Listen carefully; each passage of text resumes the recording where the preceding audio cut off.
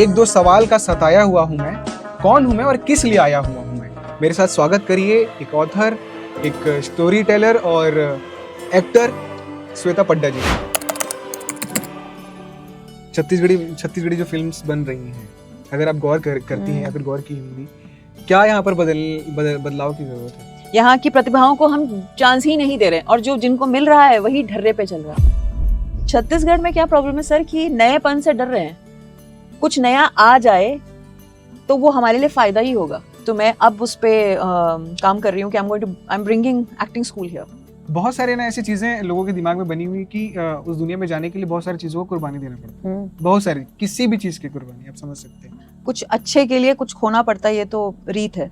लेकिन फिर भी आप वो भी रख सकते हैं और ये भी रख सकते हैं। वो छोटा शहर पीछे मुड़ कर जब वो इंसान देखता है तो उसके लिए वो और छोटा हो जाता है कई बार। जब वो बड़े शहर पहुंच जाते हैं तो कई लोगों का ये ऐसा मानना है। हाँ। आई am a proud Bhilai. I am proud of my city Bhilai. दिमाग में ये था कि यही करना था, वो चीज मिल गया है या अभी और नहीं कर पाई हमने? नहीं सर, अभी तो कुछ भी नहीं किया है। एक चोर का चाटा बड़ा। पूरा यूनिट क्वाइट था जब मैं परफॉर्म कर रही थी, तो तालियां बजी। इसके बाद आपको किसी से कुछ सुनने की जरूरत नहीं है। इम्तियाज सर के साथ आपको काम करने का मौका मिला है, मैं उनके बारे में थोड़ा जानना चाहूंगा, किस तरह का काम रहा उनके साथ आपका? Imtiaz sir is a magical story teller. कूट कूट के प्यार भरा हुआ है इनके अंदर। बनारस अब गई तो बनारस शहर कैसा लगा आपको? जब आप नाव में बैठते हैं, गंगा जब आपको लेके जा रही है, वो जो मणिकर्णिका घाट है, वहीं पे आपकी जिंदगी का सबसे पहला सच है वो दिख जा रहा है सर। वहां से ये भस्म में पूरी तरह से भरी हुई थी। ऐसे लेके और कहा, देवी कहा मुझे, देवी ये लो, ये प्रसाद। आजकल के जितने भी यूथ हैं जो कंटेंट बनाते हैं, कंटेंट क्रिएट करते हैं, उसके बाद इतना एक्टिंग सीख जाना और सीख लेना काफी होता है किसी अच्छी चीज में काम करने के लिए। ये रील और ये जो डांस जो हो रहा है या जो आप रील में कर रहे हैं, that is not going to take you anywhere. जो अभी प्रोटेस्ट चल रहा है वांगचुक, उस जंतर मंतर में, जो सोनम वांगचुक का आई बिलीव कि कॉन्स्टिट्यूशनल राइट है हमारा, freedom of speech and democracy है। ये बताइए कि किस तरह की फिल्मों में आपको काम करना पसंद, मतलब है कि मुझे इस तरह की फिल्में करनी है? जैसे my dream role is to do a prostitute character. तो वसीम साहब कहते हैं कि कौन सी बात कहाँ कैसे कही जाती है, ये सलीका हो तो हर बात सुनी जाती है। एक कलाकार जब अपने किरदार को गढ़ रहा होता है और जब वो इस दुनिया में पहुंचता है तो मुझे लगता है कि इसी पंक्ति के आसपास वो होता है, क्योंकि कौन सा काम कहाँ कैसे किया जाता है, अगर ये सलीका उस कलाकार को आ जाता है तो फिर उसकी हर काम को, उसके हर कार्य को दिखा जाता है। अभी मैं इस वक्त अपने ऑफिस में आपको एक ऐसे शख्सियत से मिलाने जा रहा हूँ जो रोशन ख्याल शख्सियत है। यानी अगर कुछ पंक्तियों से उनके बारे में समझाने की कोशिश करूं तो ये कुछ इस तरह से है कि एक दो सवाल का सताया हुआ हूं मैं, कौन हूं मैं और किस लिए आया हुआ हूं मैं। इसी सवाल के जवाब के लिए वो मेहनत कर रहे हैं अपने जीवन में और फिल्मों की दुनिया में एंट्री लिया उन्होंने, धारावाहिक नाटक भी किया और जिसके बाद उन्होंने किताबें भी लिखी। बहुत सारी चीज़ों पर बातचीत करेंगे, चर्चा करेंगे। तो मेरे साथ स्वागत करिए एक ऑथर, एक स्टोरी टेलर और एक्टर श्वेता पड्डा जी का। बहुत बहुत आपका स्वागत है हमारे केपी न्यूज़ में। Thank you so much for this beautiful introduction. सबसे पहले हम शुरू से स्टार्टिंग करते हैं कि कैसा आपका लाइफ रहा, अगर मैं बचपन से बातचीत करूं, क्योंकि मुझे नहीं लगता है कि बचपन से ही ये चीज़ था कि मुझे फिल्मों की दुनिया में जाना है या तमाम सारी चीज़ें हैं। सब पे बात करेंगे, सबसे पहले आपके बचपन पे बात करते हैं। ओके, सो बहुत ही प्रोटेक्टिव, बहुत ही खूबसूरत बचपन रहा है। कोई ऐसी चीज़ नहीं है जो जिससे हमें आगाह नहीं किया गया हो, अवेयरनेस ना दी गई हो। माँ बाप दोस्त की तरह रहे और ये एक हमें हमारे अंदर एक एक गुड़ती कहते हैं ना, जब बच्चा पैदा होता है तो उसे देते हैं पोलियो ड्रॉप्स भी दी जाती है कि वो सारी ज़िंदगी। तो वैसे ही हमें भी दिया गया कि कभी डरना नहीं है, कभी झूठ नहीं बोलना है और जो कुछ भी इस घर से बाहर कदम निकाल के जब आप जाएं और वापस जब घर आएं तो वो पूरी साइकिल जब कंप्लीट हो तो जो कुछ हुआ है वो आके हमारे साथ शेयर करें और डरना नहीं है, कोई शर्म नहीं है। तो वो जो एक बैरियर था एक पेरेंट्स का बच्चों के साथ, तो वो हमारा बचपन में ही तोड़ दिया गया और कहा गया कि बस दोस्ती के हिसाब से, तो वो एक इनिबिशन या डर या हेजिटेशन तो वो हट गया। तो बहुत ही खूबसूरत, जब दोस्त मिल गए, एक बाहर दोस्तों की ज़रूरत ही नहीं पड़ी, तो इतनी खूबसूरत हमारी एक ये वाला सफ़र रहा। और हर चीज़ हमारी लाइफ में बहुत इजीली आई, एटलीस्ट जब तक हम माँ बाप के अंडर शेल्टर में रहे। और उन्होंने मेहनत करना सिखाया, ईमानदार रहना सिखाया, और कहा कि सक्सेस को नहीं चेज़ करना है, आपकी जर्नी को एंजॉय करना है। So that has been the principle of my life. जिस दोस्ती की आप बात कर रही है, एक माँ बाप और बच्चे के बीच में, बहुत कम लोग निभा पाते हैं दोस्ती, या फिर ये मौका भी देते हैं पेरेंट्स कि इस तरह की दोस्ती निभाइए कि आप जो कुछ भी आपके जीवन में हो रहा है आप खुलकर बताइए, बहुत कम हो पाता है। आपने इस दोस्ती को कैसे संभाल रखा अपने मम्मी पापा के साथ, पेरेंट्स के साथ, और बखूबी निभाया कि नहीं? एब्सोल्युटली, इस वक्त भी मुझे लगता है कि और दोस्ती मैच्योर्ड हो गई है। और आज भी मेरे फादर और मैं, जो एक लड़की अपने बाप से शायद कहने में हिचकिचाती होगी, वो मेरे और मेरे फादर के बीच में है ही नहीं। वो मेरे सबसे बड़े दोस्त हैं, सबसे करीबी, जिसे कहते हैं ना कॉन्फिडेंट। मैं मतलब कैमरा में भी कह रही हूँ, और normally my mother also knows that कि मैं अपने I am my father's daughter. मतलब वो एक राक्षस और तोते का जो एक कहानी थी ना कि राक्षस को मारना है तो उस तोते को करो, है ना, तो वो मेरा और मेरे फादर का रिलेशनशिप है। जो कुछ भी आप मुझे देख रहे हैं, वो जो निडरता और गो गेटर, ये सारी जो कैरेक्टरिस्टिक्स हैं वो मुझे अपने फादर से आई हैं। और आई am a very very very fortunate child. कहते भी है ना कि बाप से क्लोज उनकी बेटियां होती हैं। सो ये मेरे घर का एक सेट एग्जाम्पल है। So this is the friendship is eternal. जब आप 11th-12th में थी, तब उस समय दिमाग में क्या चल रहा था? क्योंकि उस टाइम ऐसा होता है कि पेरेंट्स भी पूछते हैं कि आगे करना क्या है, और खुद भी ये चीज़ें समझ बन रही होती है कि अब आगे क्या करना है, क्या फील्ड चुनना है। तो उस समय क्या था 11th-12th में कि क्या करना है? जिस वक्त मैं पढ़ के बाहर निकली हूँ, मतलब वो 95-96 वाला जो दौर था, उसमें हमारे भिलाई में तो सिर्फ 2-3 ही करियर ऑप्शंस थे, या तो आप मेडिकल में चले जाइए या फिर इंजीनियरिंग कर लीजिए, उसके अलावा तीसरा कुछ नहीं था। पर उस वक्त भी मुझे एक मेरे जहन में था कि मुझे मेडिकल में नहीं जाना, क्योंकि वो घर का थोड़ा सा रहता है कि कर लो तो अच्छा है, गुड फॉर यू। बट मैं फिर भी फैशन डिज़ाइनिंग एक आता था, क्योंकि मैं बचपन से बहुत क्रिएटिव थी। लेकिन फिर भी इसके अलावा जो करियर बनाने का था, वो मुझे डिफेंस में जाना था। डिफेंस में? जी। और मेरे दादाजी भी आर्मी में ही रहे हैं, मेरे फादर भी आर्मी में थे, लेकिन उनका ये नी ब्रेक हो गया था, तो he had to leave that. पर पाली पोसी बड़ी करी गई हूँ एक लड़के की तरह। अच्छा। तो मेरे अंदर वो जो होता है ना एक शिद्दत और जज्बा, वो एक बेटे वाला था और वो डिफेंस वाला था। But and I tried for that, but life को अपनी कोई उसके कुछ प्लान्स होंगे तो वो नहीं हो पाया। तो ऐसा कोई जोर ज़बरदस्ती मेरे साथ हुई नहीं है। बट वो था कि सोसाइटी में जब आप रहते हैं या एक फैमिली में रहते हैं, तो एक बेटी है, घर की बड़ी बेटी हूँ, तो वो रहता है कि जल्दी जल्दी सेटल हो जाए, पढ़ाई लिखाई करो और शादी करो। तो वो कुछ दूर तक तो ये सारी चीज़ें मेरे साथ भी हुई हैं, लेकिन फिर आगे जैसी गुफ्तगू का हमारा सिलसिला बढ़ेगा मैं आपको बताऊंगी। आपको एक और परिचय दे दूं कि श्वेता जी जो हैं भिलाई की रहने वाली हैं, उनका जन्म यहीं हुआ। अभी फ़िलहाल वो मुंबई में रहती हैं, क्योंकि अब जो काम और सिलसिले का तो जो दौर है काम और सारी चीज़ों को लेकर, अब वो मुंबई से सारी चीज़ें करती हैं। बहुत सारी चीज़ें हैं, बात करेंगे, क्योंकि ऑथर भी हैं, एक्टर भी हैं, तो सारी चीज़ों पर पहुँचेंगे। 12th के बाद फिर क्या जर्नी रहा, कैसे शुरुआत हुई और कहाँ से शुरुआत हुई? अगर मैं धारावाहिक नाटक की बात करूँ या फिर फिल्म की बात करूँ, तो कैसे लगा कि एक्टिंग की दुनिया में जाना है? क्योंकि एज अ प्रोफेसर, आप प्रोफेसर भी हैं, तो क्योंकि एक प्रोफेसर का ये रहता है कि यार बच्चों को पढ़ाना है, और उसका एक अलग आइडियोलॉजी बन जाता है कि हमको पढ़ाना है और अलग अलग चीज़ों पर रिसर्च करना है। आपने रिसर्च भी किया हुआ है, तो कैसे फिर लगा कि पढ़ना भी है, लिखना भी है, और फिर अभिनय भी करना है, तो ये सब सारी चीज़ें कैसे बनी? ये 12th के बाद ही बन गई थी कि कुछ ऐसा हुआ कि अचानक से सारी चीज़? नहीं, 12th तक सिर्फ physics, chemistry, bio, home science, school, घर, कोचिंग, पढ़ाई लिखाई था। स्पोर्ट्स वो सब खेलने में माहिर थी, और best guide, best sports person, खेलना बहुत हमें पसंद था। तो वो तो उस पर तो मैंने कोई नेशनल प्लेयर हूँ मैं, तो वो सब में हमारे पेरेंट्स ने, वही मैंने आपको बताया ना कि हमें किसी चीज़ के लिए खींचा नहीं पीछे। उन्होंने कहा सब कुछ सीखो, मतलब आप हमारी अगर सलाहियत है या हमारी अपब्रिंगिंग देखेंगे जो 12th की, मैं ये ऐड कर रही हूँ क्योंकि that only takes you to the answer to the question. 10 दिन की छुट्टी हो तो भी आप कुछ सीख ही रहे हैं वहाँ पे घर में। 2 महीने की 10th की छुट्टियां हो तो भी आप कुछ सीख ही रहे हैं। तो ऐसा कभी मैंने अपने आप को फ्री फारिग नहीं देखा है घर में कि जब मैं खाली बैठी नजर आई हूँ। तो मेरे मम्मी पापा ने हमेशा ना हमें किसी चीज़ में इंडल्ज ही करा। तो वो उस वक्त तो कुछ चीज़ों में इंटरेस्ट था, कुछ में नहीं था, तो बड़ा गुस्सा भी आता था, क्या हमेशा छुट्टियां ही नहीं होती।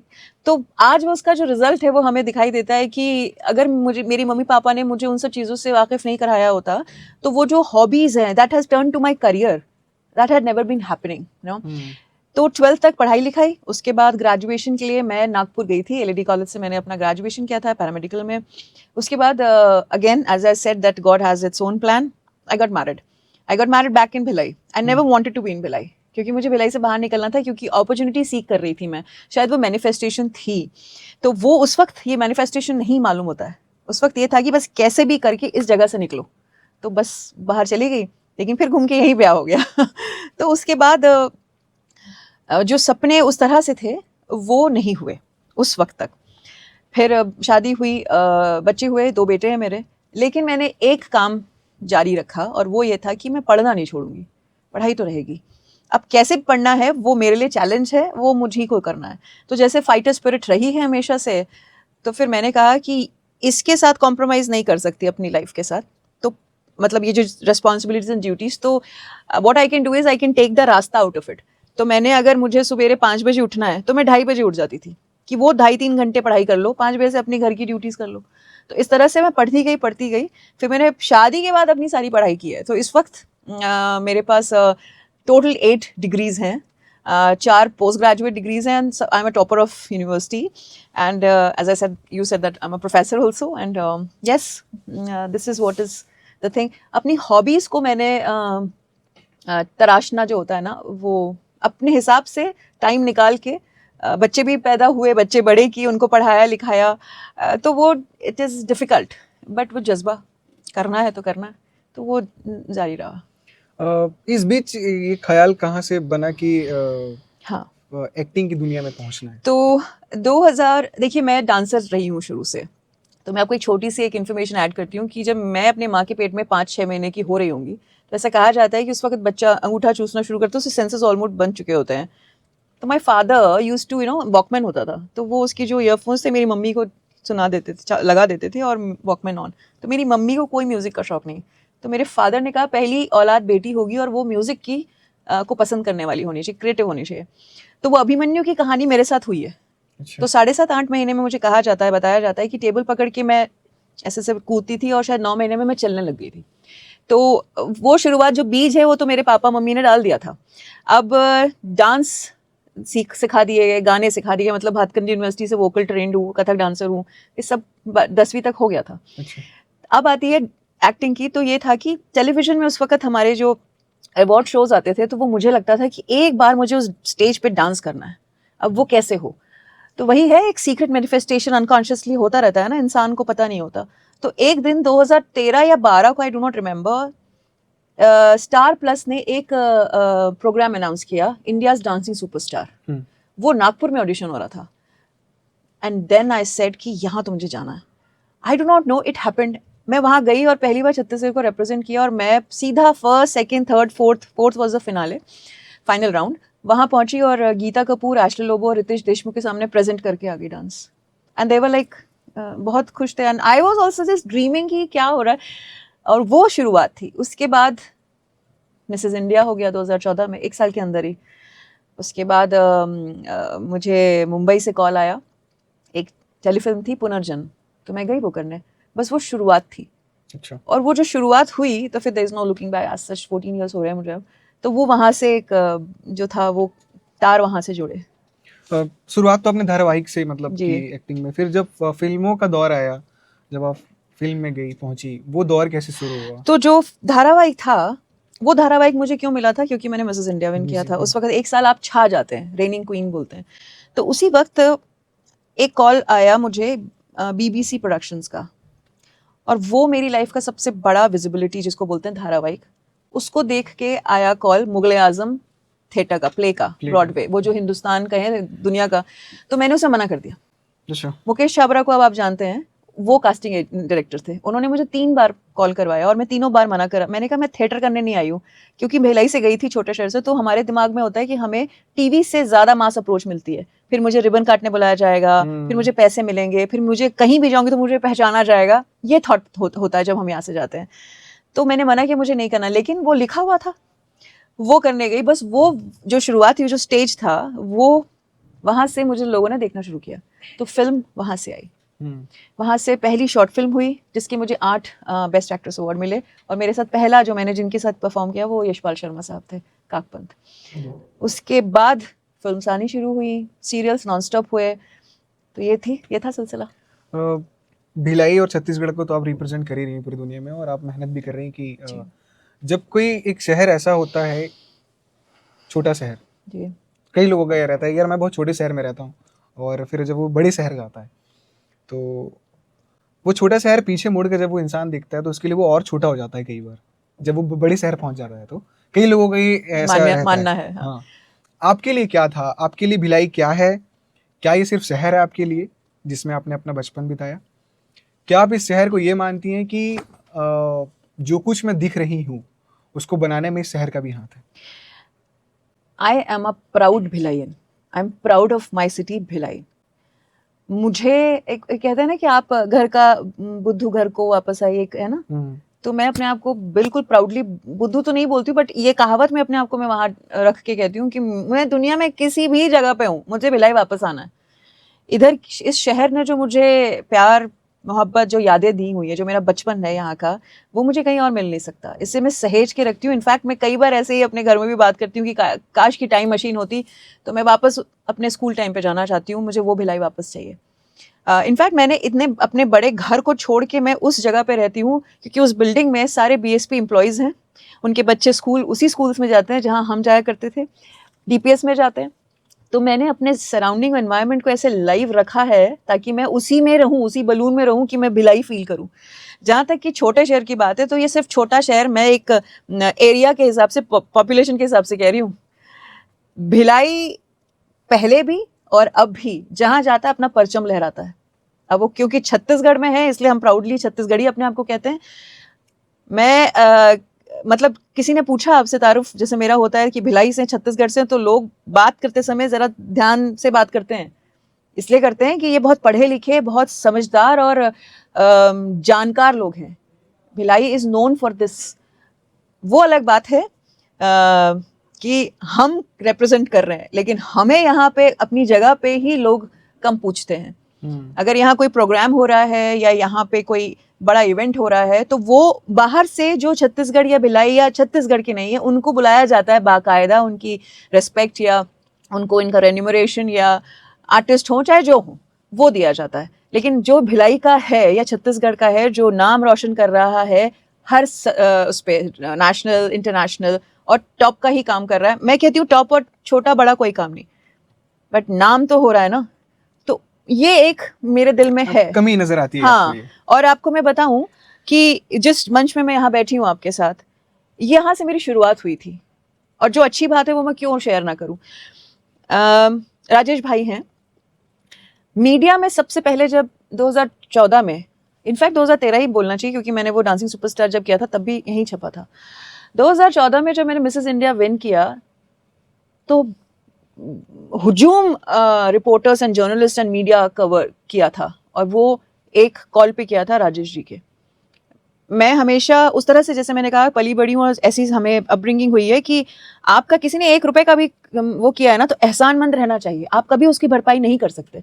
मैं राजेश जी के लिए इंडेट हूँ। राजेश जी ने उस वक्त, आज से 14-15 साल पहले, मेरी इतनी विजिबिलिटी की थी जो सच में थी, और आज तो वो मकाम उन्होंने मेरा जो भी मैंने हासिल किया है या जो भी मेरी स्ट्रगल से हुआ है या मेहनत से, उन्होंने देखा है। नहीं तो आप लोगों जैसे सच्चे लोग, मतलब रिपोर्टर्स एंड जर्नलिस्ट जैसे सच्चे, जो जिन्हें 4th पिलर ऑफ कॉन्स्टिट्यूशन कहा जाता है, उनसे बड़ा तो कोई सच होता नहीं है। He has seen the struggle. So what I am trying to say is कि जिसका है उसको मिल जाता है बिट, लेकिन बहुत मेहनत करनी पड़ती है। एंड बस एक मुझे यही एक छत्तीसगढ़ में भिलाई से वो है। और मैंने कई बार, मैं आपको बताना चाहूँगी फैजान साहब, कि मैं जब भी यहाँ आती हूँ मेरी कोशिश ये रहती है कि यहाँ के लोग जो वहाँ नहीं जा पा रहे हैं किसी भी कारण से, तो मैं उसकी सीढ़ी बनूं या मैं चैनल बनूं, जो कि मैं कई बार रही हूँ। लेकिन पता नहीं, मुझे समझ नहीं आता कि वो विश्वास, वो संकीर्ण सोच है शायद। मैं आपको खाना खिला सकती हूँ, चबाना तो आपको ही पड़ेगा, निगलना तो आपको ही पड़ेगा। मेरे साथ तो ये सब नहीं हुआ ना, बट मैं आती हूँ यहाँ, मैं लोगों को कहती हूँ आइए काम करते हैं। आई डो नॉट नो। उसके बाद आपको कंप्लेन या आपको अपॉर्चुनिटीज ना मिलने का की कंप्लेन नहीं करनी चाहिए। हमें तो वो नहीं मिली। तो and now I am starting with my acting school. लोगों को यहाँ जब मिलती हूँ तो लोग इतने खुश होते हैं कि मैम ये यहाँ नहीं, प्लीज़ प्लीज़। जब मैं लेके आती हूँ या मैं चाहती हूँ कि मैं कुछ करूँ लोगों के साथ, तो पता नहीं किस सोच में है। I do not know. लेकिन I am very positive and hopeful कि कोई बात नहीं, समझ आ जाएगी, करेंगे काम। जी। एक्टिंग की दुनिया में जब आप कदम रखी, लिखने का दौर कहाँ से शुरू हुआ? ओके, तो लिखती नहीं थी मैं पहले। मैं ऑडियो विजुअल मीडियम में थी, मतलब सुनो और देखो। लिखना मुझे उतना नहीं था, बट हाँ छोटा छोटा थोड़ा थोड़ा लिखती थी। किताब लिखने के बारे में तो मैंने पिछले 2-3 सालों में ही 4 साल में लिखने का सोचा प्रॉपर, जो 4 साल समझ लीजिए। I had been doing that ghost writing for national best selling authors, but लिखती किसी और के लिए, अपने लिए कभी नहीं। तो फिर अभी पिछले 1 साल 1.5 साल में मेरे मन में आया कि अपने लिए भी किताब मुझे लिखनी चाहिए। जब if I am writing good, उसके पहले मैं ब्लॉग्स लिखती रही हूँ कई सालों। अच्छा। So I been writing, content create करती रही हूँ, बट एक ऑथर जिसे कहते हैं वो नहीं थी। फिर वो ब्लॉगिंग से, कंटेंट राइटिंग से, मैगजीन राइटिंग से, कॉलम राइटिंग से फिर यहाँ पहुँचते हैं हम नेशनल बेस्ट सेलिंग के सेलर्स के लिए लिखना, गोस्ट राइटिंग करना। उसके बाद फिर आप अपनी किताब लिखते हैं। तो ये आप अपने किताब के बारे में थोड़ा सा पहले दर्शकों को बता दीजिए जी। कि पहली किताब आपकी कौन सी, और उसको लिखने के पीछे का उद्देश्य क्या है? जी, पहली किताब मेरी है जिसका टाइटल है storm to stillness. That means the calm that we carry. हम साइलेंस को बाहर ढूंढते हैं, वो साइलेंस हमारे अंदर ही है, वो शांति जिसके लिए हम बाहर भागते हैं ना, पहाड़ों में चले जाते हैं, या आजकल बड़े रिट्रीट्स हैं। साधु संतों के पास जाना बुरा नहीं है, बिल्कुल जाना चाहिए। वो एक अलग तरह की वो है, टीचिंग है। मैं ये मानती हूँ, क्योंकि मैं इस चीज़ से गुजर चुकी हूँ। तो आदमी जब एक्सपीरियंस करता वही तो लिख सकता है ना, या किसी को देखता है तो उसमें। तो ऐसा रहा है, कुछ लाइफ का ऐसा दौर रहा था जब मेरे साथ भी कुछ ऐसा घटा था। फिर एक ऐसा दौर आया कि आप बोलते हैं ना कि शून्य में आ जाते हैं आप, तो वो बिल्कुल ठहरती है आपकी ज़िंदगी। तो वो कोविड का समय था। तो जब वो कोविड का समय आया, तब ऐसा फील हुआ मुझे कि यार I have something else also that I can do which I have not done earlier. और क्या, फिर तो आपको अगर कुछ करना है तो वो क्या है, तो लिखना है, बट क्या लिखना है। तो एक सेल्फ रियलाइजेशन फील हुआ मुझे। लोग कोविड के वक्त में अकेलेपन से मर रहे थे। मैं अपने सॉलिट्यूड को बहुत रेवर करती हूँ। मैं अकेलेपन को, वो अकेलापन नेगेटिव नहीं लेती हूँ। आई एम लोनली, नेगेटिव वाला अकेलापन नहीं। मैं बहुत खुश रहती हूँ अकेले रहती हूँ, तो मुझे किसी की ज़रूरत नहीं होती। That is where I can create and produce something very constructive. तो मैंने देखा कि कोविड में नेगेटिविटी इतनी ज़्यादा है, लेकिन मैं अपने कुकून में बहुत शांति से हूँ। So that was the bees, that was seed of my writing, कि आपको, मैं तो कहीं नहीं जा रही हूँ ना। I was in containment zone, मैं अकेले घर में थी, कोविड से त्रस्त थी, ग्रस्त थी। और उसके बाद सडनली मुझे ऐसा लगा कि यार मैं तो शांत हूँ। पैरेलली क्या हो रहा है, दुनिया में इतनी ज़्यादा तकलीफ़ें हैं, मैं दुखी होके भी किसकी क्या मदद कर सकती हूँ। भगवान ने तो हमें रिस्ट्रिक्ट कर दिया है। So you have to do whatever you have at the moment.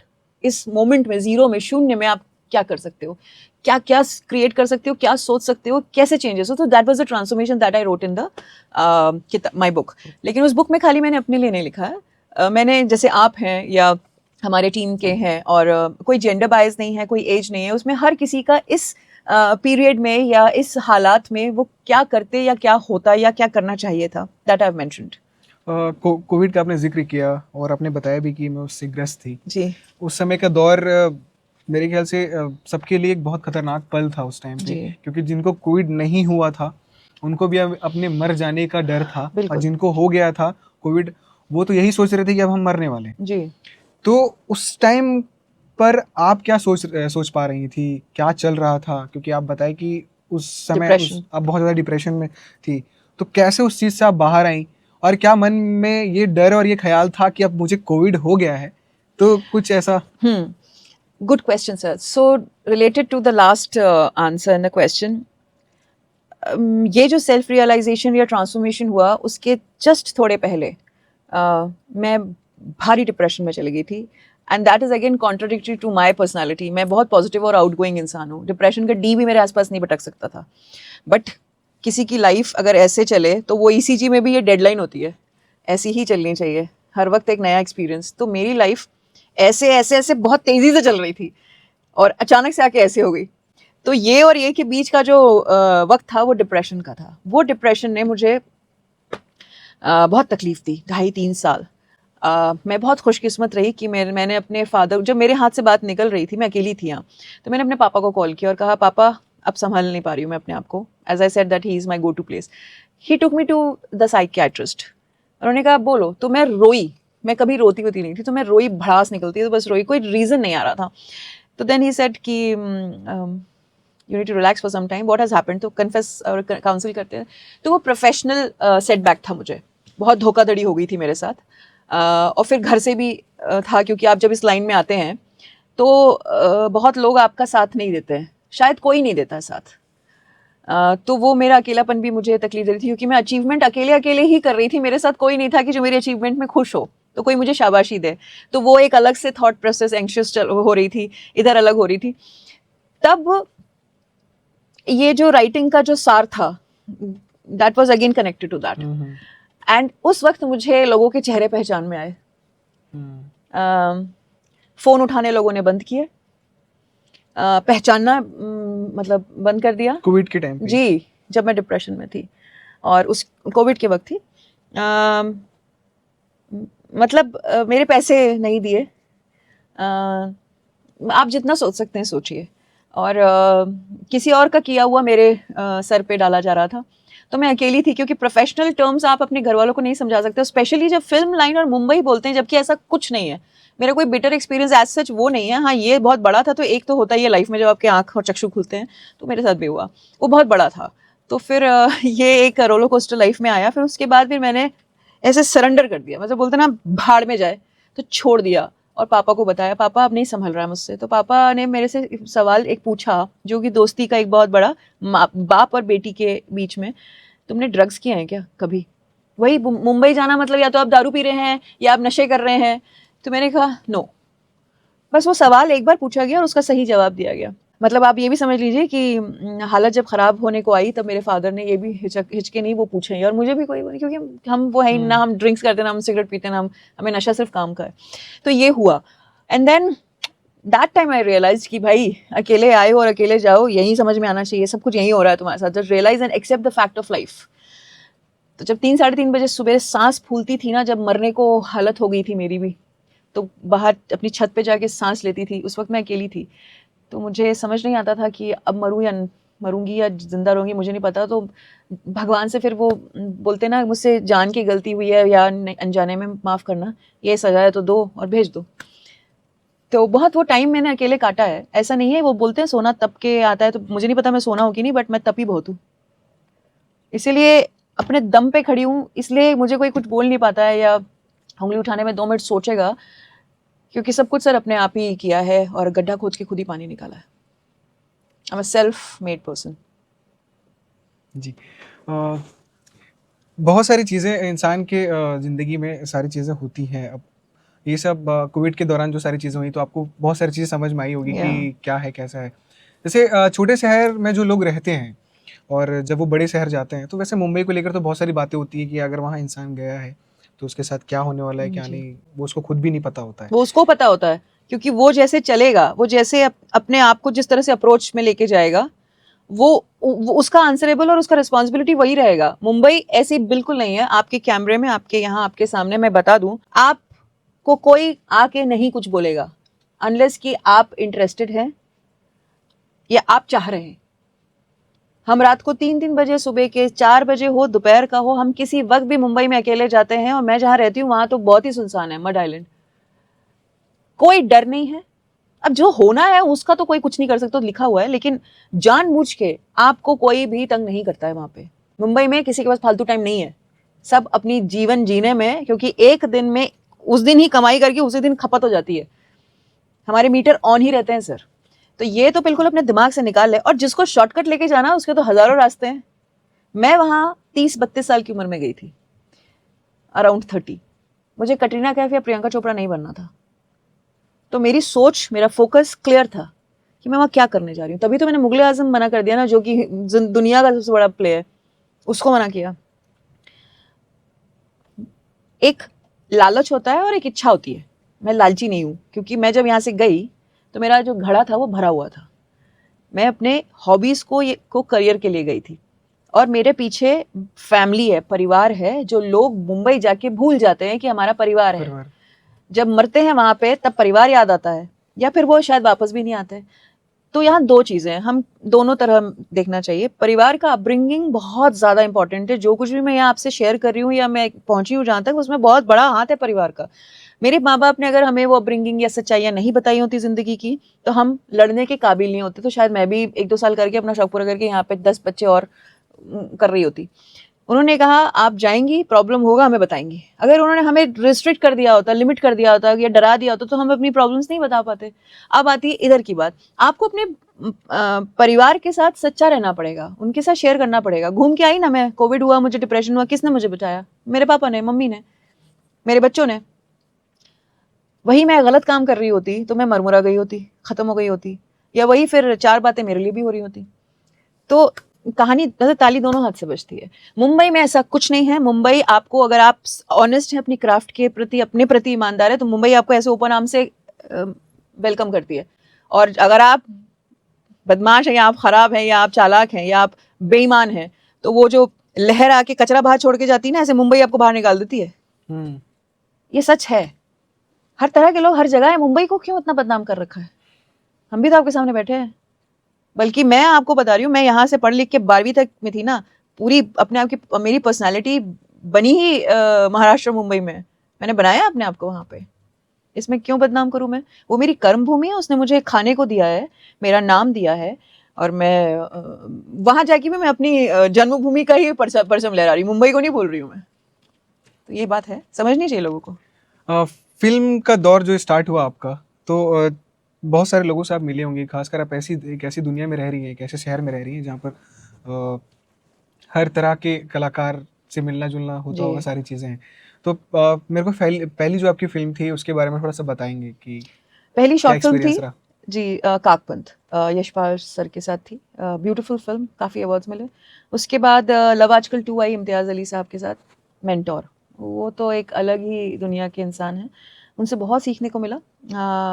Aryan उसके साथ थी मैं, और अच्छा एक्सपीरियंस था। राजस्थान में शूट हुआ, काफ़ी नाम हुआ। आज तक वो 2016-17 में की हुई फिल्म, आज तक जब भी मेरा कुछ नाम का छपता है तो लव आजकल 2 ज़रूर आता है।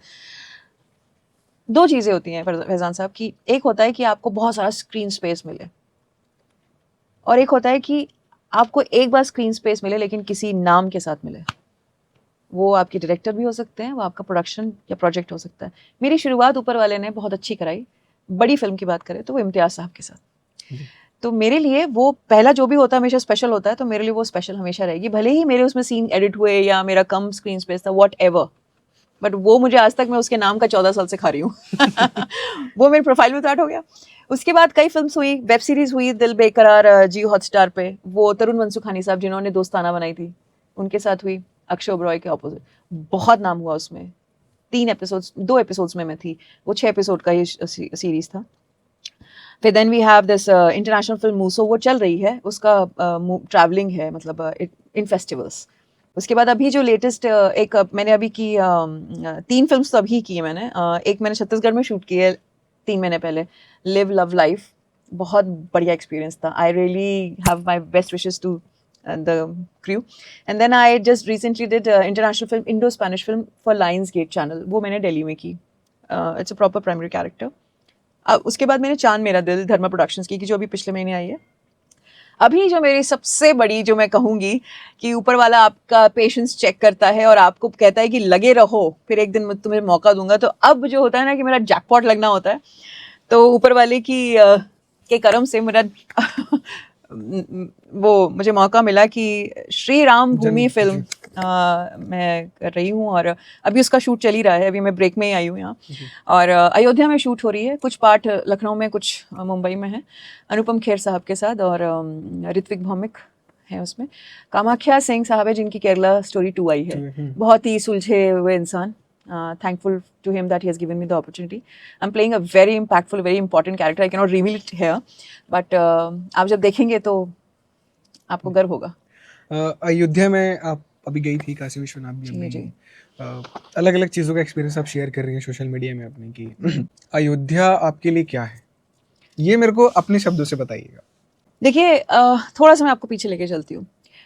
कुछ महीनों पहले सडनली मैं शूट कर रही थी और मेरी को स्टार हैं, वो जब हमारे ऐसा होता है हम अपने वैनिटी में या हम अपने ग्रीन रूम में, जिन कई लोग अपने ईष्ट को, भगवान को वो फोटो रखते हैं कि शूट के पहले वो पूजा करके जाते हैं, अपना अपना है। तो जो मेरी थी उन्होंने नीम करोड़ी महाराज की फ़ोटो रखी। तो मैंने कहा आप इनको मानती हैं?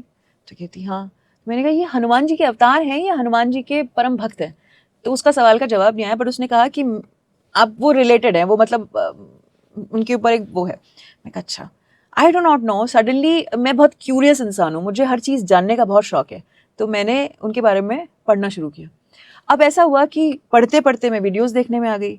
अब ये हुआ कि एक बार अब आप चला लेते हैं वीडियो तो फिर वो बार बार उस तरह का कुछ आता है। हाँ। तो अब दिन हो या रात हो वही आए। इस वक्त आप मेरा स्क्रीन सेवर देखेंगे तो मैं माँ ललिता त्रिपुर सुंदरी को की, कामाख्या माँ की मैं भक्त हूँ, पर वो भी है मेरे स्क्रीन सेवर में। तो वो हनुमान जी से रिलेटेड हुआ है। अब उनको मैंने कहा कि मुझे आपके दर्शन तो करा दो, मैं बहुत स्पिरिचुअल रिलीजियस इंसान, तो वो बन नहीं रहा था। मैंने कहा पता नहीं यार, मुझे जाना है उनका। सुन सुन के और क्यूरियोसिटी बढ़ गई थी कि इनके महाराज के दर्शन करने। अब हनुमान जी तो यहाँ आ गए, तो मैं हनुमान जी को कहती थी हनुमान जी अगर ये आप मुझे दर्शन करा दो।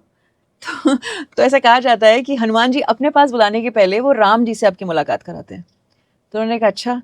तो 2 महीने के अंदर अयोध्या का शूट आ गया, राम भूमि आ गया और अयोध्या में शूट हुआ, और राम जी हनुमान जी मुझे पार करके वहां तक ले गए। तो ये तो मैं जान रही हूँ अंदर अंदर। अब वहां जाने के इस वक्त अयोध्या में राम मंदिर के दर्शन करने थे। राम मंदिर के दर्शन ना हो, क्योंकि वो तो एक होता है ना बुलावा आता है, उस बीच में काशी का हुआ। तो मैं काशी का आपको बताती हूँ, पहले इसका बताती हूँ कि ये भी कहा जाता है कि जब आप राम मंदिर जाते हैं तो उसके पहले, राम जी के दर्शन के पहले आपको हनुमानगढ़ी जाना होता है। हाँ, उधर से होके आप जाएं। हम जा रहे थे राम मंदिर के लिए, हमारा सब सेट हो गया था और अचानक मेरी जुबान से निकल गया, पर ऐसा कहा जाता है कि ये होना चाहिए।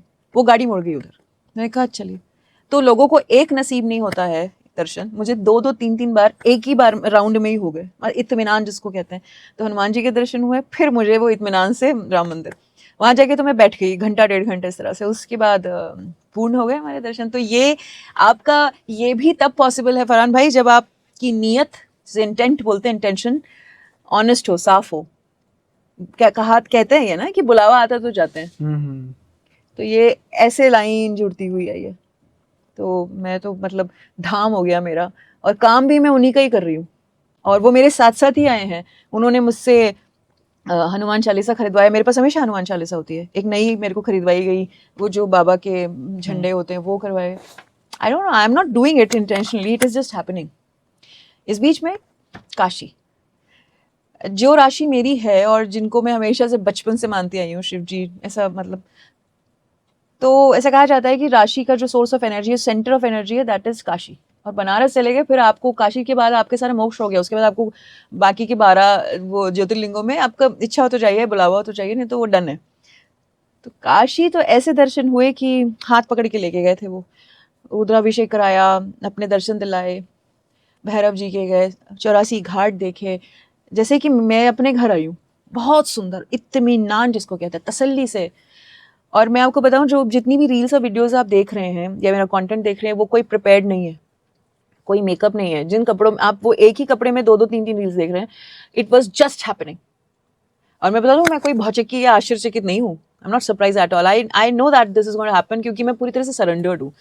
तो वो जो रिटन है ना मेरी बुक, जो केओस वाली और साइलेंस की है, वो आप मेरे अंदर ही देख सकते हैं कि जो होड़ है ना जिंदगी की, वो खत्म हो चुकी है, क्योंकि मैंने सरेंडर किया हुआ है।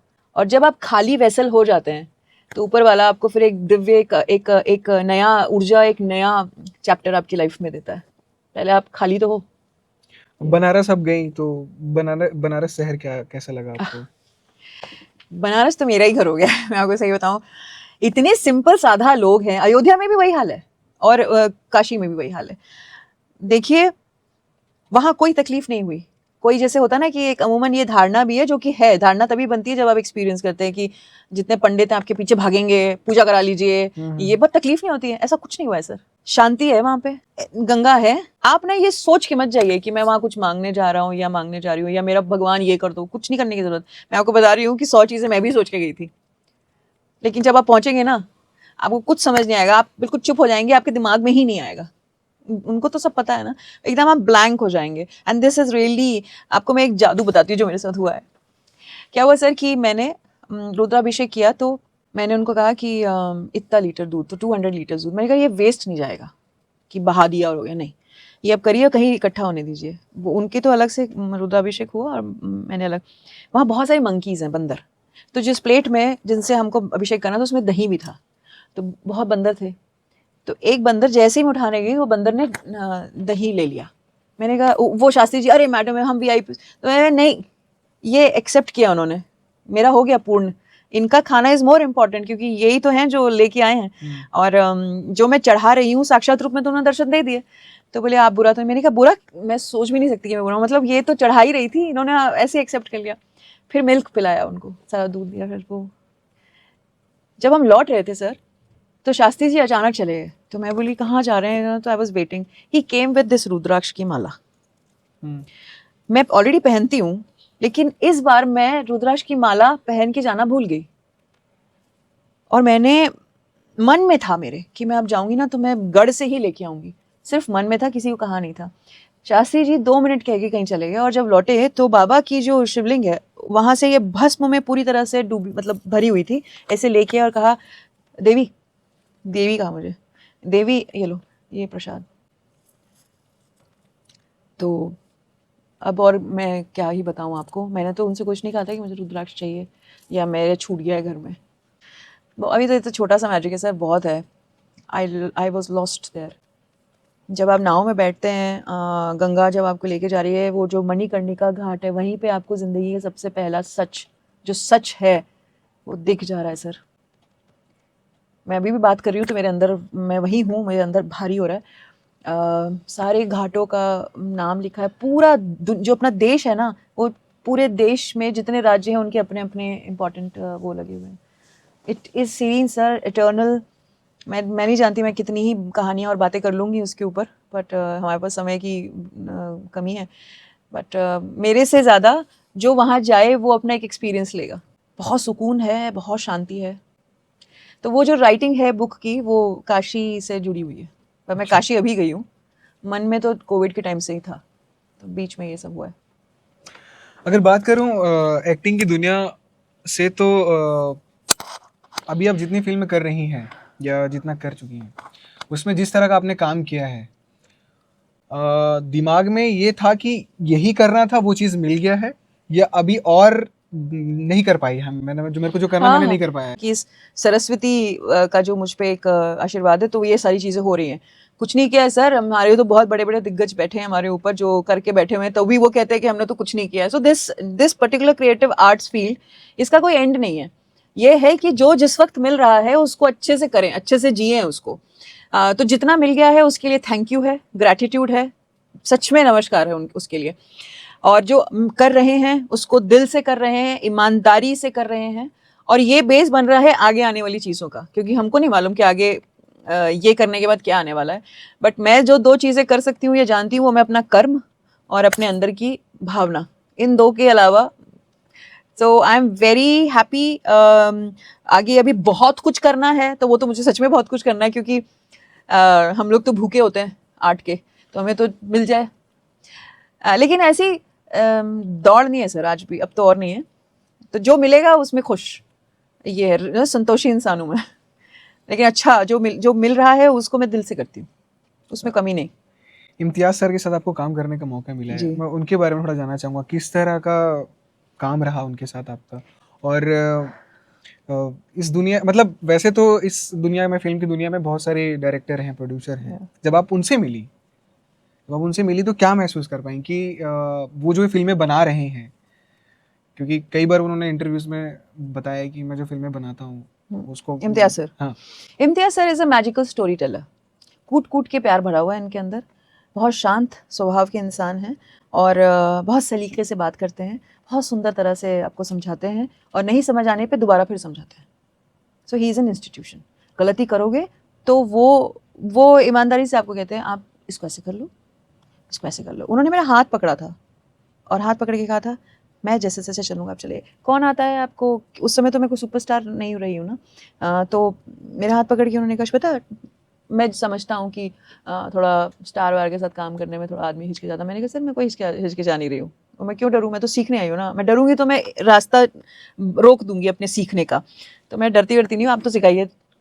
इम्तियाज़ अली साहब जैसा डायरेक्टर आपका हाथ पकड़ के आपको अगर करवा रहा है, सिखा रहा है, मतलब करवा रहा है कोई शॉर्ट में नहीं कि ऐसा कर लेना बाकी तुम अपना डालो उसमें इनपुट, तो वो क्यों करते? तो वो इस तरह के इंसान है कि आपको बहुत स्पेस देते हैं और आपको बहुत टाइम से अच्छे से समझाते हैं, और जब आप रेडी हैं तो फिर आप परफॉर्म करते हैं। इसमें कोई स्टार और कोई नॉन स्टार वाली बात नहीं है, सब एक ही लेवल पे लेके चलते हैं, पर वो बहुत मतलब इज्जत बहुत देते हैं आपको। ऐसे बहुत कम डायरेक्टर्स या क्रिएटिव लोग होते हैं जो आपके दिल में छाप छोड़ के जाते हैं। तो अब जब भी वो मिलते हैं या पहले मिलते थे तो वो याद रखते हैं, मिलते हैं तो ऐसे मिलते हैं जैसे कि बहुत अच्छी दोस्ती है, जबकि ऐसा कुछ नहीं है। एक्टर हैं, बस काम करते हैं, अपना चले जाते हैं। तो एक तो ये रहा रिसेंटली।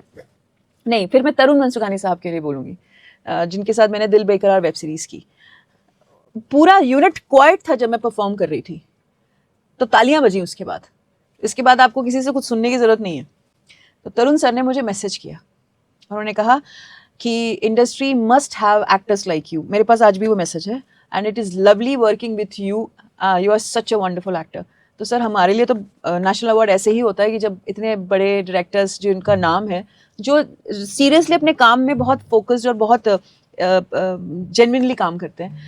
फिर आते हैं हम कामाख्या सर के साथ, तो वो बहुत शांत स्वभावी और बड़ी मज़ेदार इंसान है।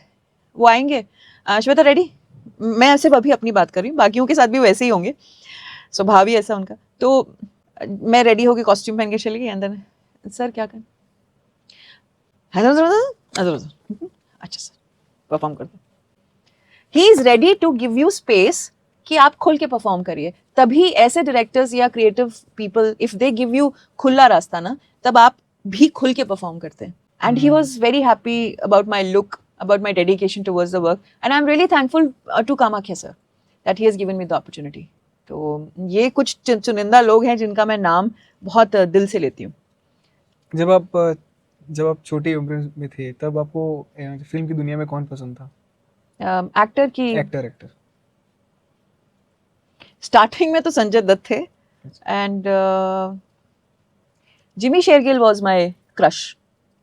माचिस फिल्म, देखिए मैं आपको एक बात बताती हूँ, मैं ना फिल्म से प्रभावित होती हूँ, उसके कैरेक्टर से भी।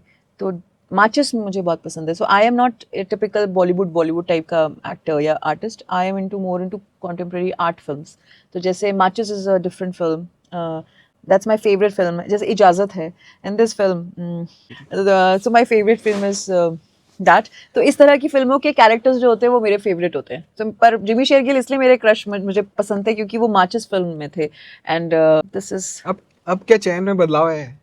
वो सेम ही है, सेम एज इन कि मुझे परफॉर्मेंस से ही होता है। I am not into looks वुक्स, वो सब पे नहीं होता है मुझे। नॉर्मली भी इंसान का परफॉर्मेंस, एक्टर या कैरेक्टर, उसी से वो तब पसंद आते हैं मुझे।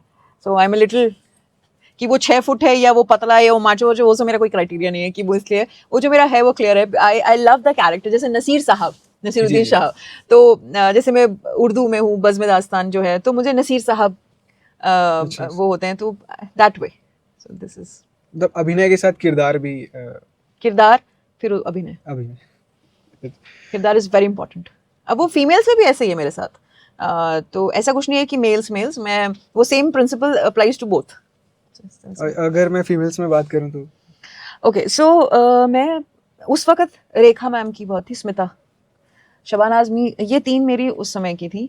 इस वक्त जैसे विद्या बालन है, वो बहुत चूजी और सिलेक्टिव काम करती हैं। इसके अलावा मुझे वो बहुत पसंद है, राधिका आप्टे, कोनकना सेन। सो आप मेरी लाइकिंग से समझ में आ रहा होगा आपको कि इस तरह का है, तो मैं काम भी ऐसा ही करना पसंद करती हूँ। ऐसा कौन सा कैरेक्टर अभी तक आपको जो बहुत ज्यादा बेहद पसंद आया होगा? ऑफ किसका? आप मेरी शॉर्ट फिल्म है काकपंथ। वो जब आप देखेंगे तो आपको खुद को भी मतलब वो जिन जिन ने देखी है जिसमें मुझे बेस्ट एक्ट्रेस अवार्ड मिला है, वो film is very close to my heart.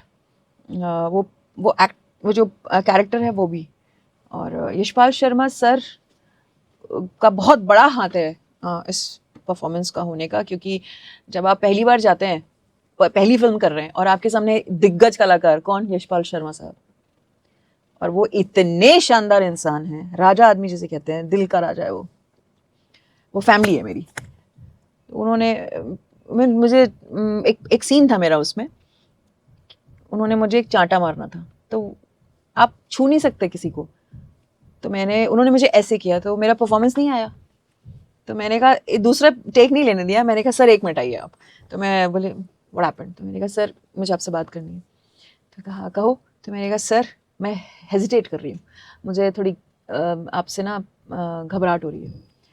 तो बोले क्यों, क्या किया मैंने सर? मैंने कहा नहीं, मैंने कहा सर आप मुझे सही चाटा मारिए। तो उनका हाथ इतना आया, 2.5 किलो वाला हाथ है उनका, जाट आदमी है, तो बोले बेहोश हो जाएगी। मैंने कहा सर मैं बेहोश नहीं होंगी, तो मैंने कहा मैं भी जटनी हूँ, तो कहते हैं अच्छा, मुस्कुराए। तो मैंने कहा सर झूठा नहीं काम कर सकती मैं, तो वो उसी दिन समझ गए थे कि I mean who I am. तो फिर वो आए और किसी को नहीं बताया गया था, टेक लिया गया और एक जोर का चाटा पड़ा और कुआं था साइड में, तो मुझे उस पे ऐसा ना, तो वो इतना नेचुरल आया, सब नेचुरली, मेरा मुंह में 3 उंगली ऐसे छप गया था लाल, आज भी I have those things, that was, everybody was चुप, तो सबको लगा अरे सर ने चांटा मार दिया। उस सर खुद फिर उन्होंने मुझे गले लगाया, उन्होंने कहा तुम्हें पता है कोई हाथ नहीं लगाने देता है किसी को, आपने चांटा खाया तो you are going, this is my आशीर्वाद टू यू। मैंने कहा सर आज का दिन, और जब भी मुझे फरहान साहब कोई भी मेरी अचीवमेंट है या मैं कुछ नया करने जा रही हूँ, किसी को पता हो ना हो, यशपाल सर को हमेशा ये बात जाती है, क्योंकि he was the person who stood right when I started my film career. So this is will always remain in my memories. Chhattisgarhi films देखती हैं आप? हाँ, स्टार्टिंग में देखती थी, अभी कुछ नया नहीं हो रहा तो मैं नहीं देख रही। क्या लगता है आपको कि छत्तीसगढ़ी जो फिल्म्स बन रही हैं, अगर आप गौर करती हैं या फिर गौर की होंगी, क्या यहाँ पर बदलाव की जरूरत है? पहले यहाँ तो की अपना फिल्मों इसको खोलिए, अपना जो दिमाग है ना उसे खोलिए, ब्रॉड कीजिए विजन को, कूप मंडूप की तरह ही नहीं। देखिए छत्तीसगढ़ वो जगह है जो बहुत ही खूबसूरत है, मतलब ये ना अनएक्सप्लोर्ड जगह है, इतना खूबसूरत लैंड दुनिया में बहुत कम जगह है, लेकिन इसको हम एक्सप्लोर ही नहीं कर रहे हैं, यहाँ की प्रतिभाओं को हम चांस ही नहीं दे रहे हैं, और जो जिनको मिल रहा है वही ढर्रे पे चल रहा है। पर मैं उनको थैंक यू कहती हूँ कि एटलीस्ट जो आउट ऑफ द बॉक्स जाके कुछ कर रहे हैं, जैसे एक डॉक्टर शांतनु है जिनके साथ अभी मैंने पिछले 2 महीने पहले वर्कशॉप किया था, उन्होंने एक फिल्म बनाई है, सतीश जैन साहब है। ये वो लोग हैं जो लगे हुए हैं और अच्छा सिनेमा दे रहे हैं, लेकिन बहुत कम है, और वो कम इसलिए हैं कि एक्सप्लोर करने के लिए ना लोग डरते हैं। आपको फंड नहीं आएंगे अगर आपने कुछ नया बताया, तो चेंज लाने के लिए, चेंज होने के लिए ना लोगों को थोड़ी सी हिचकिचाहट होती है कि अरे ऐसे कैसे हो जाएगा। अरे आप रिस्क लेके तो देखो, चला नहीं चला, एक ही बार तो करना है। और फिल्म चाहे आप अमेरिका में बनाओ, चाहे छत्तीसगढ़ में बनाओ, चाहे कहीं बॉम्बे में बनाओ, फिल्म की अपनी एक डेस्टिनी होती है। शोले पहले फ्लॉपी हुई थी, उसके बाद 25 साल से चल ही रही है। तो मुगले आजम भी बंद हो गई थी, आपको पता है ना, फिर अपने आप फिर हाँ। तो छत्तीसगढ़ में क्या प्रॉब्लम है सर कि नएपन से डर रहे हैं, कुछ नया आ जाए तो वो हमारे लिए फायदा ही होगा। लोग बाहर से आके यहाँ शूट कर रहे हैं, लेकिन यहाँ की प्रतिभा को जो एक्चुअली पर्दे पे दिखना चाहिए। एंड सबसे बड़ी बात है सर कि there is very less opportunity to learn करने के लिए। हमारे पास स्टेज है, लेकिन उसमें लाना क्या है उसकी कमी है, और वो जो आए वो कहाँ से सीख के आए उसकी भी कमी है, क्योंकि हर कोई तो नहीं जा सकता ना बाहर सीखने। तो वो अपॉर्चुनिटीज़ यहाँ पे, फैसिलिटीज़ की कमी है। इसीलिए मैंने पिछले 1.5-2 सालों में कुछ सोचा है, तो मैं अब उस पर काम कर रही हूँ कि आई am bringing acting school here. अच्छा। तो मैं क्योंकि मुझे भी तो थोड़ा वक्त होना चाहिए ना हाथ में, कि मैंने बस चालू कर दिया नहीं होना चाहिए, it should have some worth output to it. तो मैं I am bringing acting school, and ये भी मैं उस बेस पे बोल रही हूँ सर, जब मैंने वर्कशॉप्स की थी यहाँ पे तो लोगों ने मुझे ऐसे अब मैं ऐसे नहीं करना चाहती, बट जो हुआ मैं बता रही हूँ कि पीपल आर वांटिंग कि मैम प्लीज़ कुछ हमारे लिए कीजिए, कुछ हमारे लिए कीजिए, इस तरह से आया है। तो मुझे ऐसा लगा यार अपना प्रदेश, अपनी जगह, हमारी जिम्मेदारी, बट खाली मेरी जिम्मेदारी नहीं है। तो एक है ये सोच है, I am taking that step ahead. तो कमी तो है सर, अब उस कमी को पहले तो मान लो कि कमी है, एक्सेप्ट कर लो, फिर उस पर काम करो और फिर अच्छे से काम करो। तो वो तो फिर मानना पड़ेगा ना, you have to do work on it. कि हम ही राजा हैं ऐसे नहीं होगा। आपको राजा के बाद आपको सक्सेसर्स बनाने हैं, छत्तीसगढ़ को नाम करना, तो उसके लिए काम करना पड़ेगा। मौका चाहिए हमको, हम कुछ करना चाहते हैं अपने छत्तीसगढ़ सिनेमा के लिए, छत्तीसगढ़ के लिए। तो आपके चैनल के माध्यम से that's my request and appeal to the creative and the information, the broadcasting department also, कि as I am here to give all my contribute and tribute to Chhattisgarh cinema. आजकल के जितने भी यूथ हैं जो कंटेंट Create कर बनाते रहे हैं, हैं। कंटेंट क्रिएट करते हैं, उसके बाद उनको ये लगता है कि हमें कोई अच्छी फिल्म मिल जानी चाहिए, हमें कुछ अच्छा ऐड मिल जाना चाहिए। वो जो कंटेंट बना रहे हैं Yeah. उसी के हिसाब से वो सोचते हैं कि इतना एक्टिंग सीख जाना और सीख लेना काफ़ी होता है किसी अच्छी चीज़ में काम करने के लिए। तो जो ये सोच रहे हैं कि बहुत जल्दी कुछ मिल जाए, कोई बड़ा स्टेज मिल जाए, रील्स में तुरंत, मैं रील से तुरंत एक अच्छे Star मूवी बन पे चले जाऊंगा। जाऊं, तो उनके लिए क्या कहना चाहेंगे? तो ये गलत सोच रहे हैं। ये रील और ये जो डांस जो हो रहा है या जो आप रील में कर रहे हैं, that is not going to take you anywhere. Reality shows के लिए ये फिर भी एक बार चल जाएगा, क्योंकि उनको फॉलोअर्स चाहिए होते हैं। वहाँ कोई आपका आर्ट काम नहीं कर रहा है, ठीक है? लेकिन आपको एक्टिंग करनी है, या आपको पर्दे पे आना है, या आपको कोई भी फॉर्म ऑफ फिल्म मेकिंग में जाना है, तो आपको उसके लिए पढ़ाई करनी पड़ेगी, उसके लिए आपको सीखना पड़ेगा, उसके लिए अपने आप को जलाना पड़ेगा, तपना पड़ेगा। और वो आपको मिलेगा अच्छी इंस्टीट्यूट से, या अच्छे लोगों के साथ काम करके, या अच्छे एक्सपीरियंसेस लेके।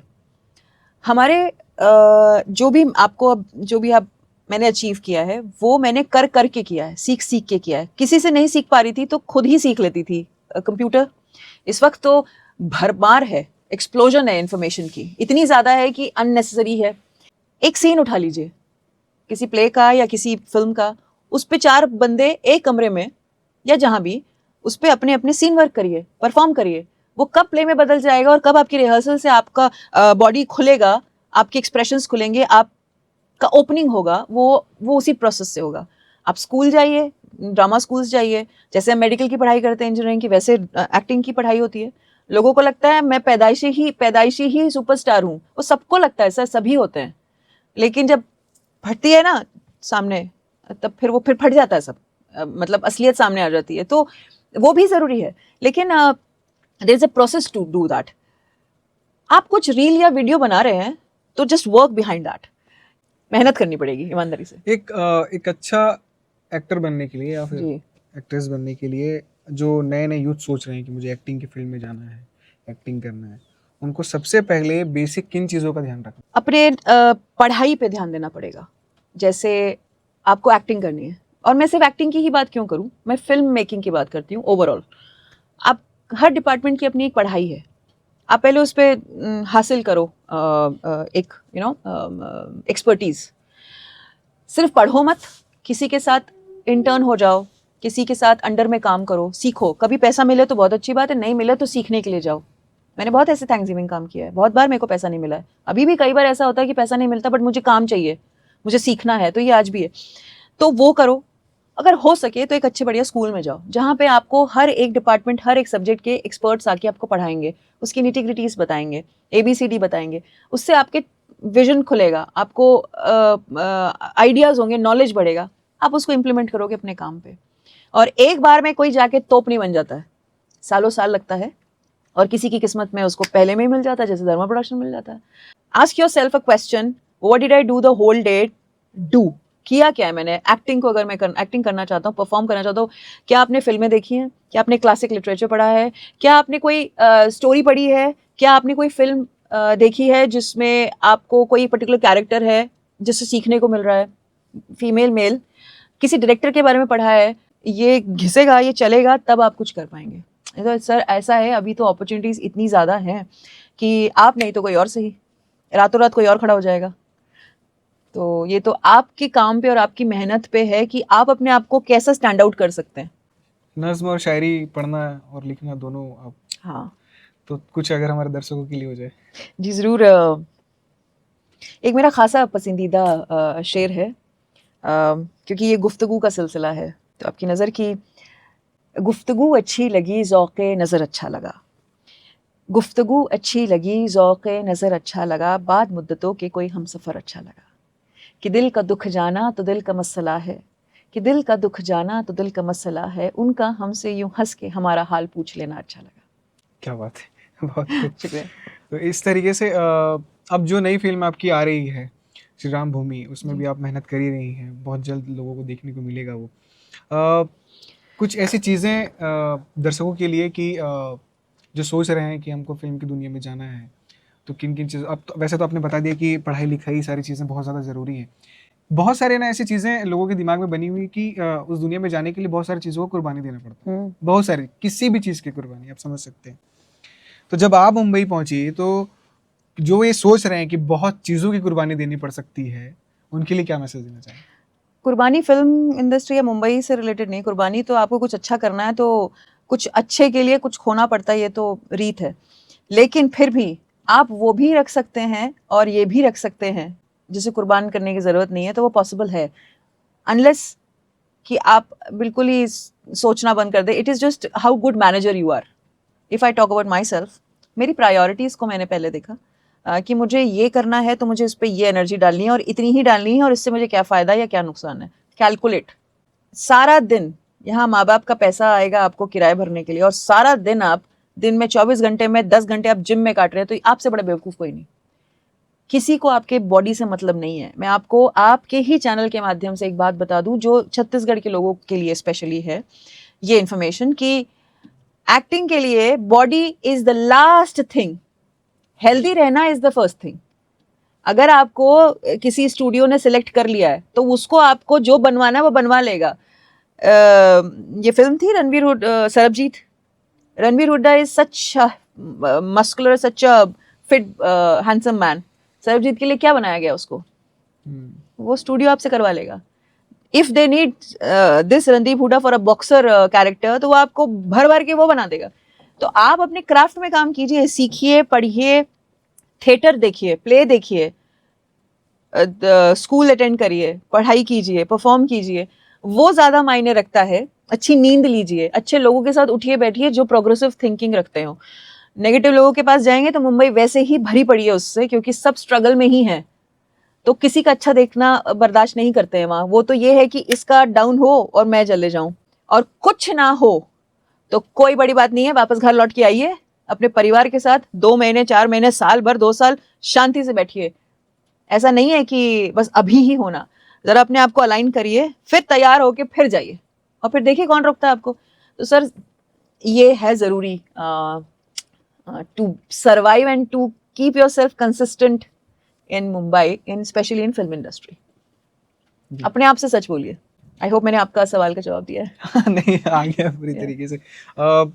छत्तीसगढ़ के लोगों के लिए अगर फिल्म की दुनिया में ही बात करें, तो जैसे कि मैंने एक सवाल पहले ही कर लिया कि क्या जैसे यहाँ के बहुत सारे कलाकारों से मैंने जब बात किया है, तो उनका कहने का मतलब ये है कि जो जनता देखना चाहती है हम वही दिखाना चाहते हैं, इसलिए हम नया प्रयोग नहीं कर रहे हैं, क्योंकि यहाँ के लोगों को जो देखना है हम वही दिखा रहे हैं। क्योंकि हमने जब भी नया प्रयोग किया है तब हमें ये लगा है कि ये नहीं करना था, क्योंकि जनता को पसंद नहीं आ रहा है। क्योंकि आप पड़ोसी वही रहे हैं ना शुरू से, क्या ऑप्शन है उनके पास। आप मोर छैया भुइया जो भी सुपर हिट फिल्म्स रही हैं, आई am proud of my Chhattisgarhi films, by the way मैं बता दूं, लेकिन उसके बाद क्या नया, व्हाट न्यू, वो तो वही देखेगी बेचारी जो आप उनको दिखाएंगे। उनके साथ एक्सपेरिमेंट तो करिए एक बार, कहानियां कहाँ से आती हैं, जिंदगी से। दिखाइए ना वो फिल्म, एक बार दिखाइए। माल मसाला फिल्म मेकिंग क्या है, इट्स एक्सपेरिमेंट। नो, आप अच्छी स्क्रिप्ट तो बनाइए, बाहर से लोगों को लाइए छत्तीसगढ़ी फिल्म बनाने के लिए, स्क्रिप्ट बाहर से, स्क्रिप्ट राइटर बाहर से ले आइए। यहाँ भी भरे पड़े हैं, अगर आप ऐसा लगता है कि नहीं चलेगी तो लाइए बाहर से, जैसे आर्टिस्ट को लाते हैं, पैसे देते हैं। लोकल लोगों को बुलाते नहीं है, लोकल लोगों को बुलाइए, मौका दीजिए, सुनिए। And this film making is a process of patience. 4 साल बाद बना लीजिए ना फिल्म, 4 साल लगाइए। तो बाहर से बुला के करना चाहते हैं तो उनकी स्क्रिप्ट को करिए। माल मसाला जो हमारी फिल्म के लोग देखना, मतलब यहाँ के लोग देखना चाहते हैं, incorporate that also, make it a beautiful project. 4 item न डाल के 2 आइटम से कर दो, कहानी डालो ना, एक बार दिखाओ तो। आज सलमान खान की फिल्म रिक्शे वाला भैया भी देखता है और हम लोग भी देखते हैं, क्यों? क्योंकि उसमें माल मसाला है। भाईजान में एक पूरी स्टोरी थी पर प्रॉपर कहानी, मतलब एंटरटेनमेंट था, वो भैया ने भी देखी, हमने भी देखी है। Try that. बोलने का मतलब ये है कि एलिमेंट्स देखिए, हम जैसा बनाएंगे वो हमें पता है। आप एक बार जस्ट ट्राई, कुछ नया करने की कोशिश तो करें। गवर्नमेंट तो आपको दे रही है ना पैसा। क्या होता है ना sir, it is a very easy escape to say कि वो जो देखना चाहती है हम बना रहे हैं, वो देखी वो रही है ना जो आप उनको दिखा रहे हैं। पानी तो आप आधा ग्लास भी बोल सकते हैं और आधा खाली भी बोल सकते हैं, भरा हुआ भी। तो देखने के 2 तरीके हैं, एक बार वो तरीका भी अपना के देखिए and give chance to new people. मैं कई सालों से देख रही हूँ कि कुछ ही लोग वही कर रहे हैं जो पिछले 20-25 साल से चल रहा है, जो कर रहे हैं। Why not new faces? उन्हीं में से ही बहुत लोगों की धारणा बन जाती है कि अरे हमको तो चांस मिलेगा नहीं। आप यकीन नहीं मानेंगे, मैं अभी जो फिल्म यहाँ लिव लव लाइफ छत्तीसगढ़ में करके गई हूँ, इतना प्यार और इतने खूबसूरत, इतने अच्छे लोग, जो आर्टिस्ट जो हमें सपोर्ट कर रहे थे, मैं आपको बता सकती हूँ कि हमसे बेटर आर्टिस्ट और एक्टर्स है। और वो पंचायत, ग्राम चिकित्सालय, ये जो अभी वेब सीरीज है उनमें परफॉर्म कर चुके हैं। When these people are getting opportunity in those projects which are not Chhattisgarh का, वो सिर्फ लैंड के लिए या उस लोकेशन के लिए आए थे, दैट मीन्स उनमें कुछ है ना। वो डायरेक्टर या प्रोड्यूसर पागल तो नहीं है जो इनको लेगा।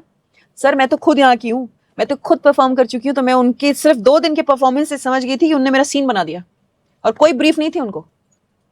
तो ये प्राउड की तो बात है ना सर। तो ये तो चुनिंदा लोग हैं जो कर रहे हैं काफी सालों से, पर उनका क्या जिनको चांस नहीं मिल रहा, जो यहीं के हैं। फिर वो लोग बैड माउथ करते हैं या वो बातें करते हैं कि हमें मौका नहीं मिला, फिर तो उनकी गलती नहीं है। Everybody has a right to get this chance.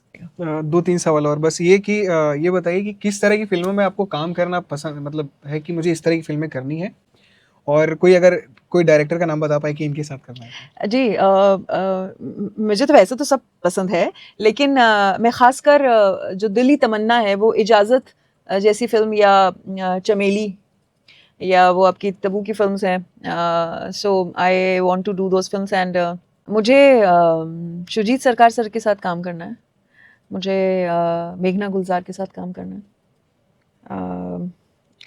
There are many. Imtiaz sir के साथ तो काम करना ही है। More want to work as current position ये है कि मुझे कामाख्या सर के साथ काम करके बहुत अच्छा लगा, तो और काम करना है उनके साथ। सर बहुत सारे हैं directors and different prominent characters होते हैं ना जिनमें काम करने का, जैसे my dream role is to do a prostitute character. अच्छा। अभी तक बट आई थिंक जो इतनी सारी अनकॉन्शियस मैनिफेस्टेशन भी पूरी हुई हैं, तो मैं कुछ ऐसा करना चाहती हूँ। बहुत सारे हैं सर, अनुराग कश्यप के साथ तो I am dying to work. As a author, as a professor और एज अ एक्टर भी, क्योंकि एक्टर की जिम्मेदारी होती है कि वो समाज में क्या हो रहा है, जैसे आपने बताया कि उसको बहुत अवेयर रहना है। आप पॉलिटिकली अवेयर हैं, पॉलिटिकल चीज़ों? Yes, yes. As far as I am knowing myself, yes. At least what's happening in all over the globe and in my country, I'm aware of that. I'm quietly interested in reading newspapers and knowing the facts. अच्छा, तो एक political सवाल कर सकता हूँ? करिए। Normally actors के साथ पॉलिटिकल सवाल कभी करने नहीं चाहिए। नहीं पूछिए। क्योंकि एक रील में देखा था, उसमें शायद ओमपुरी जी थे, वो बोल रहे थे कि एक आर्टिस्ट का पॉलिटिकल रिलेवेंट होना चाहिए उसका एक्ट। हाँ। तो उस पे पूछ रहा हूँ कि जो अभी प्रोटेस्ट चल रहा है उस जंतर मंतर में, जो सोनम वांगचुक का, उस पे क्या कहना चाहेंगे, अगर थोड़ा सा बोल पाए तो? या बट जिस चीज के लिए वो हो रहा है, that is not wrong, the basics is not wrong, and when, लेकिन उससे वो अगर सही रास्ते पे चल रहा है और सही इंटेंशंस के साथ चल रहा है, मुद्दे के सही मुद्दा, जिससे कोई अपनी चीजें ना भुनाए, तो वो मैं उसके साथ हूँ। ये कॉकरोच जनता पार्टी का जो नाम लेना चाह रहे हैं, जो अब नहीं ले रहे हैं, लेकिन मैं खुद नाम लेके कह रही हूँ कि उनका जो थॉट, जिस थॉट से वो आए हैं, that is absolutely right. But अगर वो इररिलेवेंट चीजों को इम्पोर्टेंस देंगे आगे जाके, जो कि आपके साथ हुआ था, आप पार्टी के साथ, जब अन्ना जी ने किया था किसी डिफरेंट थॉट के साथ, बट लेटर ऑन क्या हुआ, तो अगर ये भी उस रास्ते जा रही है, अभी तो बिल्कुल नहीं कह सकते जा रही है कि नहीं जा रही है, मतलब मेरा अभी तक पूरी एनर्जी मैंने उस पर डाली नहीं है कि मैं पूरा पढ़ूं उसको, लेकिन Sonam Wangchuk is not wrong. ठीक। एक आखिरी सवाल और उसके बाद फिर इस जरूर गुफ्तगू को हम विराम देते हैं। मुझे बहुत अच्छा लग रहा है कि आज I am at this side of the seat. मैं अमूमन उस तरफ होती हूँ, मैं सवाल करती होती हूँ। तो बड़ा अच्छा लग रहा है जी। एक आखिरी सवाल ये कि अगर कोई आपको देख रहा है, सुन रहा है और वो ये सोच रहा है कि मुझे आपकी तरह बनना है, क्योंकि अक्सर लोग ये जब भी किसी को देखते हैं तो सबसे पहले उनके थॉट में ये आता है कि मुझे इनके जैसे बनना है। तो ये जो सोच है कि इनके जैसे बनना है, ये सही है या गलत? नहीं, इनके जैसे क्यों बनना है? मैं अपनी तरह की एक हूँ, मैंने अपने आप को बनाया है। आप अपनी तरह से बने, ऊपर वाले ने आपको आपकी तरह बनने के लिए आपको भेजा है। अब उस पे आप एक चाय है ना, चाय में पानी, चाय पत्ती कितनी, शक्कर कितनी, दूध कितना, कोई लोग अदरक, कोई इलायची, कोई मसाला डाल के, किसी की अपनी पसंद, तो वो एक अलग तरह की चाय, हर किसी की अलग बनती है ना, कम पानी ज्यादा दूध से। तो किसी की तरह बनने की जरूरत नहीं है। आप जो है अपने आप को ही तराशिए। You make your own self, you become the inspiration to the aspiring people. मैं ये सोच के थोड़ा ना यहाँ पहुंची हूँ कि मुझे किसी को इंस्पायर करना है। वो तो जब मैं तो खुद ही एस्पायरिंग ही हूँ अभी भी, मुझे तो कितनी चीज़ें करनी है। लेकिन हाँ, जो मेरी लाइफ रही है, जो मेरी लर्निंग्स या मेरी चीज़ें अचीवमेंट्स हुई, उससे अगर कोई इंस्पायर हो रहा है तो मैं सिर्फ ये कह सकती हूँ कि आप अपने प्रति, अपने काम के प्रति ईमानदार रहिए। इससे बड़ी चीज़ और मेहनती, बिना मेहनत के कुछ नहीं मिलने वाला। ये दो चीज को, इंटेंशन को, अपनी भावना को और अपनी मेहनत को बरकरार रखेंगे तो आप देर दुरुस्त पहुंच ही जाएंगे। मुझे भी लग गए, ऐसा नहीं कि कल आई मैं आज हो गया, ऐसा नहीं। बहुत वक्त लगता है, बहुत स्ट्रगल लगती है, बहुत मेहनत है और बहुत उतार चढ़ाव है जिंदगी में। आज मैं यहाँ इस तरफ यहाँ इसलिए बैठ पाई हूँ ना क्योंकि कुछ किया हुआ होगा। तो अपना मेहनत पे दिमाग लगाइए, अपनी लोगों को सुनना नहीं है। पहले तो अब नेगेटिव लोगों के साथ ना बैठे, इन्फ्लुएंस ना होए, खुद का काम करिए, खुद पे फोकस रहिए। You will reach where you want to reach, but you should have a set goal also. इधर उधर उधर तो फिर पहुंच नहीं पाएंगे, जर्नी जरा लंबी हो जाएगी। So just be yourself and be strong. अगर कोई आप लाइन कहकर अगर इस गुफ्तगू को खत्म करना चाहेंगे? देखिए, मैंने तो ऐसी बहुत सारी लाइनें अभी कह दी हैं, आई थिंक इनफ होगा। लेकिन एक जो मेरा प्रिंसिपल रहा है वो ये रहा है कि मैं डरती नहीं किसी से। और मैं इसलिए नहीं डरती क्योंकि मैं किसी को आंसरेबल नहीं ठहराती। जो भी कुछ कर रही हूँ वो मेरी जिम्मेदारी है। तो मेरे पापा ने, दादाजी ने एक बात सिखाई है कि डरना नहीं है कभी, और डरना तब तक नहीं है जब तक आसमान नहीं गिरे। तो जब आसमान गिरेगा तब डरेंगे ना। और डरना भी क्यों है, जब आप सही चल रहे हैं, बिना किसी झूठ या बेईमानी से अपने काम में लगे हुए हैं, तो फिर तो ऊपर वाला देख रहा है। तो आप अपना कर्म करते रहिए। सच में फल की आसक्ति नहीं रखनी चाहिए। मैंने कभी ये नहीं सोचा कि मुझे ये मिलेगा इसलिए मुझे करना है, मैं करती ही रही। So be consistent, be honest and be very strong, be very truthful to your self and your craft. यही मेरा एक है जो सारी जिंदगी मैंने बना के रखा है और आगे भी यही रहेगा। तो this is what is the message to you. बहुत बहुत शुक्रिया, आपने समय दिया। बातचीत करके कैसा लगा? सिर्फ एक बार बताइए दर्शकों। I am really grateful and thankful to Kanchan Path News and Farhan Bhai and Rajesh ji and the entire team. जो भी कुछ आप सेटअप देख रहे हैं या हमारी बातचीत, ये सिर्फ आपको कैमरे के सामने दिख रही है, पर इसके पीछे जो पूरी टीम है, उनकी मेहनत वो सर्वोपरि है। और thanks to you all guys. And बहुत सुंदर बातचीत बड़े दिल से हुई है। बिल्कुल नहीं लगा, मुझे ऐसा लगा कि मैं अपने घर पे ही बैठी हूँ। हालांकि मैं सच में, छत्तीसगढ़ मेरी भूमि है तो एक अलग ही ऊर्जा और एनर्जी रहती है।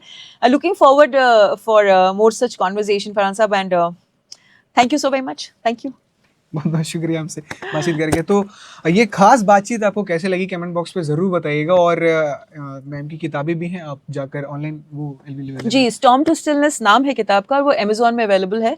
आप जब ये देखेंगे तो लिंक शेयर हो जाएगा। इसके अलावा आप मुझे फॉलो कर सकते हैं, I am Shweta, SWETTA, IAM SWETTA, ये इंस्टा हैंडल है, उसमें आपको सारी जानकारी वैसे मिल जाएगी। ठीक, तो कमेंट बॉक्स में ज़रूर बताइएगा ये गुफ्तगू कैसे लगी। और बहुत सारी चीज़ों पे हमने बातचीत की है, बहुत सारे मुख्य बिंदुओं पर भी बातचीत की। अगर उसमें भी आपका कोई राय हो तो ज़रूर रख सकते हैं, क्योंकि राय रखना बहुत ज़रूरी है। और अच्छा काम करने के लिए, अच्छा एक्टिंग करने के लिए मैडम ने बहुत सारी चीज़ें बताई कि किन बातों का ध्यान रखना है।